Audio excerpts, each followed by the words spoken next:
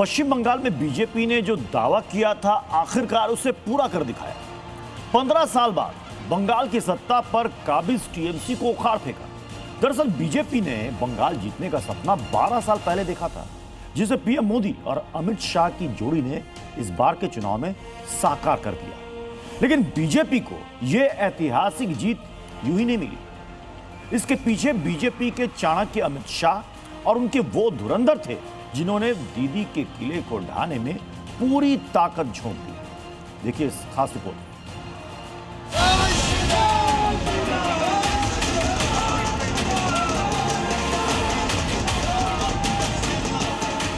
इस बार पूरा बंगाल तय कर बैठा है कि दीदी को निकालने का टाइम आ गया है।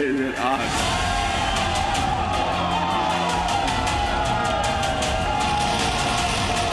4 मई के बाद बीजेपी की सरकार उनका हिसाब करेगी, चुन चुन करके हिसाब करेगी।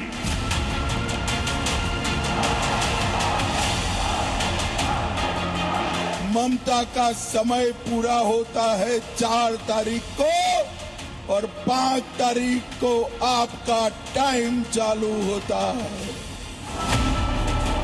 जिस बीजेपी ने पश्चिम बंगाल में सरकार बनाने का सपना 2014 में देखा था, 12 साल बाद बीजेपी का वो सपना साकार हो भी गया। पश्चिम बंगाल में कमल खिल भी गया और इसी के साथ बीजेपी का टाइम शुरू भी हो गया। मैं आपको बताना चाहता हूं, इस बार बंगाल में भारतीय जनता पार्टी की सरकार बनने जा रही है। हम पर जुर्म ढाने वाली दीदी को, ममता दीदी को टाटा बाय बाय कहने का टाइम हो गया है भाई। बीजेपी की इस प्रचंड जीत में जहां पीएम नरेंद्र मोदी की करिश्माई छवि काम आई, वहीं दूसरी तरफ केंद्रीय गृह मंत्री अमित शाह ने अपने माइक्रो मैनेजमेंट से चुनावी इंजन को फुल स्पीड पर रखा, जिसका नतीजा ये हुआ कि अब पूरा बंगाल भगवामय हो चुका है। कमल के निशान पर बटन दबाएंगे क्या? अरे जोर से बोलो, दबाएंगे। भाजपा सरकार बनाएंगे। पहाड़ को दीदी के आतंक से मुक्त कराएंगे। बंगाल को घुसपैठिया मुक्त कराएंगे। बीजेपी के चाणक्य माने जाने वाले अमित शाह, जो इस बार बंगाल को सिर्फ मंच से नहीं बल्कि जमीन की बारीक समझ से साधने की कोशिश में थे, लिहाजा शाह ने अपनी अगुवाई में एक साइलेंट ऑपरेशन का भी ब्लूप्रिंट तैयार किया, जिसके तहत चुनावी अभियान को 2 हिस्से में बांटा गया है। पश्चिम बंगाल के कोने कोने में आक्रामक जनसभाएं करना।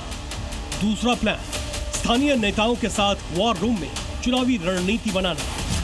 खुद अमित शाह ने पश्चिम बंगाल में 66 से ज्यादा रैली और रोड शो किए, हर संभाग में जाकर प्रचार किया। कई दफा तो अमित शाह ने रात्रि प्रवास कर कार्यकर्ताओं के साथ मल्टी लेवल बैठकें भी की और ये सिलसिला पूरे चुनाव के दौरान जारी रहा है।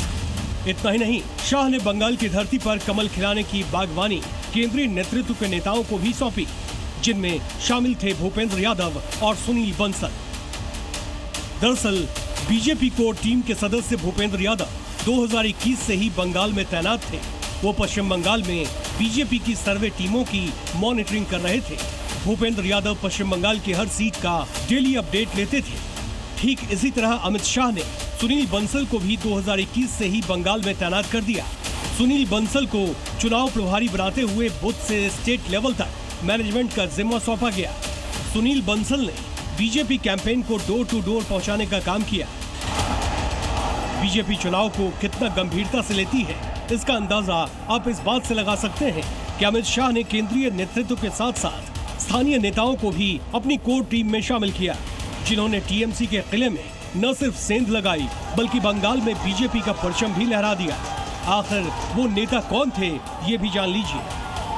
पश्चिम बंगाल में बीजेपी की त्रिमूर्ति सुवेंदु अधिकारी, जो एक फायर ब्रांड हिंदू नेता के तौर पर बंगाल में उभरे। सुवेंदु अधिकारी ने ममता के खिलाफ नैरेटिव तैयार किया। दिलीप घोष। आरएसएस से ताल्लुक रखने वाले दिलीप घोष बंगाल बीजेपी के पूर्व उपाध्यक्ष रहे थे, लिहाजा शाह ने दिलीप को हर बूथ पर टीम खड़ी करने का काम सौंपा था। सुकांत मजूमदार, वहीं केंद्रीय मंत्री सुकांत मजूमदार बंगाल बीजेपी के बड़े नेता हैं और राज्य में तमाम मुद्दों पर मुखर रहे। शाह ने सुकांत मजूमदार को संगठनात्मक ढांचे और चुनाव प्रचार की कमान सौंप रखी थी। अमित शाह ने बंगाल में बीजेपी का किला मजबूत करने के लिए सफल चुनाव प्रभारियों के साथ साथ जिस तरह से स्थानीय नेताओं को झोंका, शायद उसी का नतीजा है आज पश्चिम बंगाल में बीजेपी ने ऐतिहासिक जीत दर्ज की है और इसका श्रेय अमित शाह और उनके धुरंधरों को जाता है। भारत माता की जय श्री राम, जय जय श्री राम। Bureau report.